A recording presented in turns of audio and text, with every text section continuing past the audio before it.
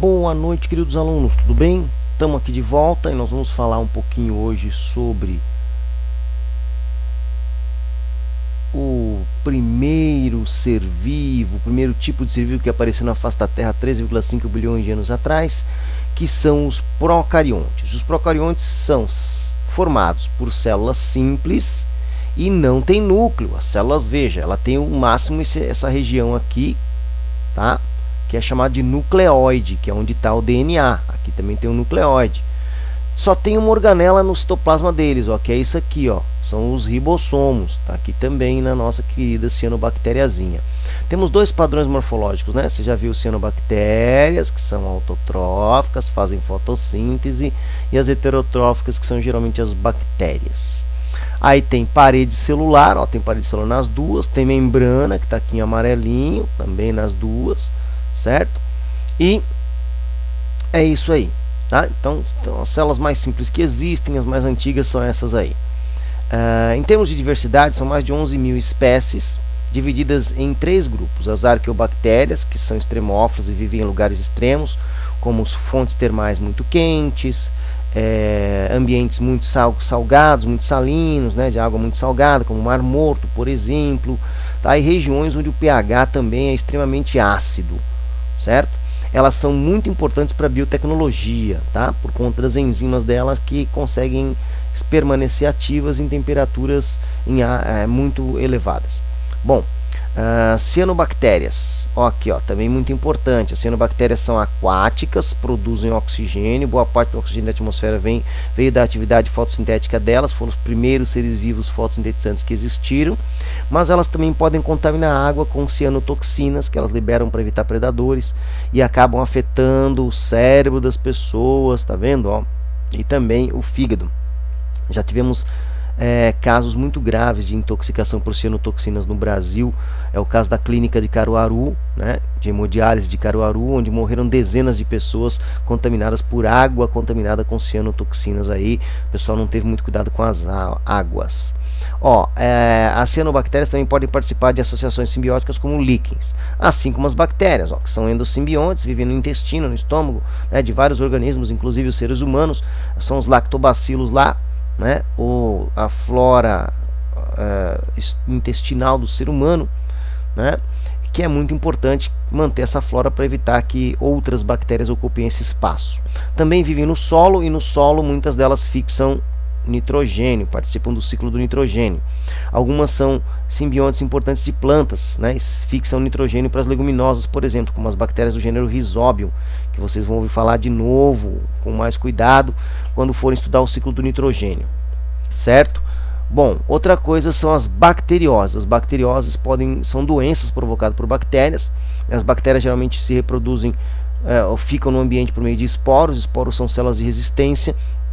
Então elas podem estar na poeira, podem estar no lodo, podem estar na água, né? E aí, quando as condições se tornam ideais, elas passam a formar novas bactérias. Os esporinhos germinam e formam novas bactérias. Tem como prevenir? Tem. Algumas bacterioses têm vacina, e para outras você toma antibiótico, e graças aos antibióticos a humanidade conseguiu controlar uma série de bacterioses que nos afetavam de forma bastante dramática, como por exemplo a lepra, né, como por exemplo a pneumonia, como por exemplo a peste negra, como por exemplo a tuberculose, certo? Todas essas doenças aqui você vai pegar ou porque as condições higiênicas são ruins, ou em sexo desprotegido, como é o caso da sífilis, ou contato com sujeira em ferimentos, como é o caso do tétano, tuberculose por gotículas de saliva contaminada, altamente contagiosa, tá? A lepra por contato direto prolongado com os indivíduos. Furunculose é de uma bactéria que está na sua pele, mas quando ela alcança a derme, ela provoca uma inflamação. Febre maculosa é por meio de um carrapato que tem a estrela tatuada nas costas dele, um carrapato estrela, tá?